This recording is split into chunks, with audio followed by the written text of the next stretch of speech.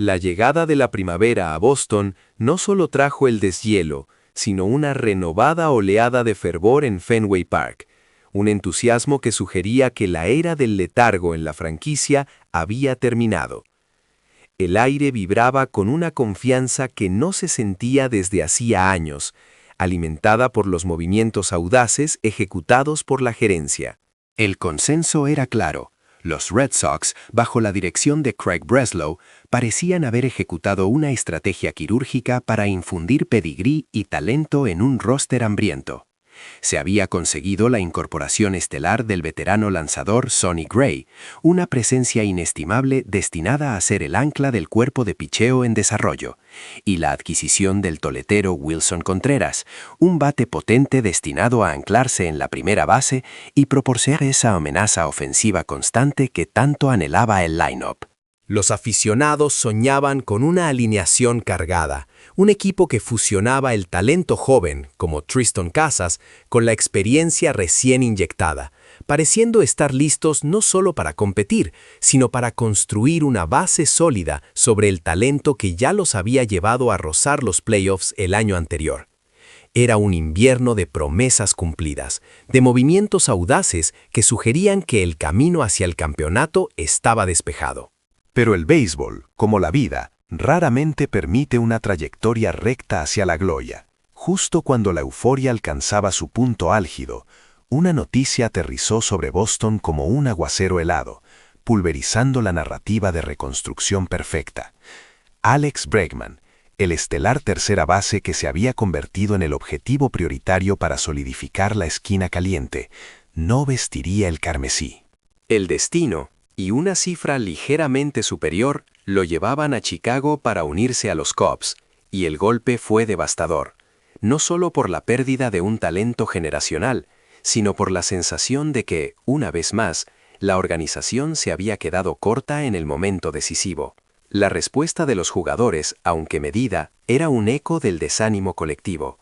Se dice que Triston Casas, consultado sobre el reemplazo de una estrella de tal magnitud, solo ofreció una réplica lacónica de apenas 3 palabras, suficiente para encapsular el vacío dejado por la partida de Bregman.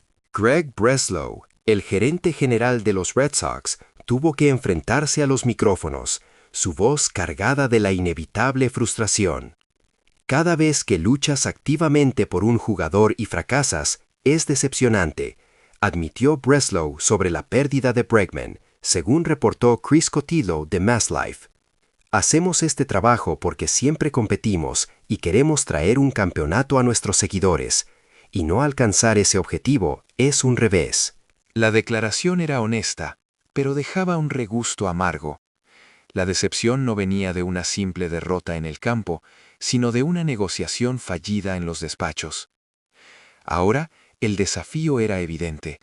Los Red Sox debían encontrar urgentemente otra estrella ofensiva que compensara el hueco dejado por Bregman, o se enfrentarían a un riesgo significativo de quedar fuera de la contienda por el banderín la próxima temporada. Sin embargo, aunque Breslow expresaba su frustración, el ejecutivo quizás debería haber reservado parte de esa culpa para su propia táctica de negociación. No pasó mucho tiempo después de que Bregman firmara con los Cubs para que A.J. Pierzynski, el ex receptor All-Star convertido en analista, revelara detalles internos que pintaban un panorama de arrogancia e inflexibilidad por parte de la directiva de Boston. Pierzynski, en un episodio reciente de su programa Foul Territory, detalló cómo los Red Sox habían enfurecido a Bregman al negarse a elevar su oferta hasta que fue demasiado tarde, fallando en reconocer el valor de mercado del jugador. Ellos le hicieron una oferta a Alex Bregman al principio y dijeron, esto es todo, pero el lado de Bregman siguió retrocediendo, diciendo, ese precio no se ajusta a nuestro mercado, nuestro precio de mercado es más alto, explicó Pierzynski. Eso molestó un poco a Alex y los Red Sox no lo entendieron. Los Red Sox literalmente no cedieron lo suficiente ni quisieron negociar hasta que fue demasiado tarde. La historia era una condena clara. Boston había subestimado el mercado y, crucialmente, había subestimado la determinación de Bregman. Cotillo corroboró que los Red Sox finalmente le ofrecieron a Bregman $165 millones por 5 años, con grandes pagos diferidos, pero esa suma aún estaba por debajo de los $175 millones en 5 años que terminó firmando con Chicago. Una diferencia de solo $10 millones distribuidos a lo largo de un lustro, un margen que, en el contexto de las finanzas de las grandes ligas, parecía insignificante frente al valor que Bregman aportaba como líder y como bateador clave en la alineación. El hecho de que la gerencia no estuviera dispuesta a cerrar esa brecha sugiere una terquedad táctica fatal, un rechazo a creer que Bregman realmente tenía una oferta superior esperando en otro lado. A pesar de haber pasado gran parte de la temporada anterior lesionado, Bregman era universalmente elogiado por sus compañeros en Boston como un líder vital en el vestuario y un miembro esencial del ataque. Sin embargo, pese al éxito y aclamada influencia en Boston, el liderazgo del equipo había demostrado estar claramente reacio a igualar la oferta de los Cubs, dejando a la base de aficionados con la amarga certeza de que el sueño de un campeonato, que apenas había comenzado, ya había tropezado con una falla de gestión en la cumbre. La euforia invernal que había envuelto a Fenway Park, alimentada por las adiciones clave de Sonny Gray y el poder al bate de Wilson Contreras, se disolvió en una nube de decepción amarga y repentina. Lo que se había sentido como la base para construir una dinastía sobre el talento joven que alcanzó los playoffs la temporada anterior, se derrumbó con una noticia que sacudió los cimientos del béisbol de Boston. Alex Bregman, el veterano de la tercera base que debía ser el ancla ofensiva del equipo, no solo estaba fuera, sino que se dirigía a los Chicago Cubs. Fue un revés doloroso, el golpe más fuerte posible para los planes de desarrollo invernal de los Red Sox. La magnitud de la pérdida se sintió inmediatamente en el vestuario. Tristan Casas, uno de los jóvenes pilares del equipo, resumió el sentir general con una reacción cruda de 3 palabras ante la transferencia de la estrella. Vaya, qué desastre. Ante la inminente crisis de relaciones públicas, el gerente general Craig Breslow se vio obligado a dar la cara. Cada vez que luchas activamente por un jugador y fracasas, es frustrante, declaró Breslow, intentando contener el daño. Hacemos este trabajo porque siempre competimos y queremos traer un campeonato a los fanáticos, y no alcanzar ese objetivo es un obstáculo.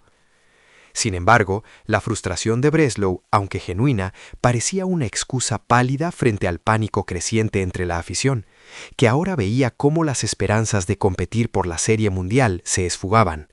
Los Red Sox se encontraban de repente buscando desesperadamente otra estrella que pudiera compensar la falta de poder ofensivo, un esfuerzo tardío que ponía en peligro su posición en la carrera por el banderín. Pero si bien Breslow expresaba su desilusión por no retener a Bregman, la realidad emergente sugería que tal vez la culpa de esta dolorosa pérdida debía buscarse más cerca de casa, una estrategia de negociación deficiente. Poco después de que Bregman firmara con los Cubs, A.J. Pierzynski, el ex receptor All-Star convertido en comentarista, reveló detalles condenatorios sobre las conversaciones, señalando que la gerencia de Boston había ofendido a Bregman al negarse a subir su oferta hasta que fue demasiado tarde. Le hicieron una oferta a Alex Bregman al principio de la temporada baja y dijeron, esto es todo. Pero el lado de Bregman siguió insistiendo, diciendo, ese precio no está a la par con nuestro mercado. Nuestro valor de mercado es más alto, explicó Pierzynski. Los Red Sox literalmente se negaron a ceder lo suficiente y se negaron a negociar hasta que fue demasiado tarde. La oferta final de Boston de $165 millones por 5 años, con grandes pagos diferidos, se quedó a $10 millones de los $175 millones por 5 años, que el tercera base terminó firmando con Chicago. La tosudez de la gerencia del Red Sox no solo demostró una subestimación del valor de Bregman como líder y bateador, sino una arrogancia fatal. Al negarse a creer que existía una oferta mejor esperando en otro equipo, priorizaron el ahorro de unos pocos millones sobre la consolidación de su equipo para un campeonato. A pesar de su éxito y amada influencia en Boston, La dirección del equipo había demostrado estar claramente reacia a igualar la oferta de los Cubs, dejando a la base de aficionados con la amarga certeza de que el sueño de un campeonato, que apenas había comenzado, ya había tropezado con una falla de gestión en la cumbre, una que castigaba a la organización por su propia obstinación y dejaba a Boston enfrentándose a una nueva temporada con un agujero imposible de llenar en el corazón de su alineación. La oportunidad había pasado, y el precio de la mezquindad gerencial lo pagarían los fanáticos.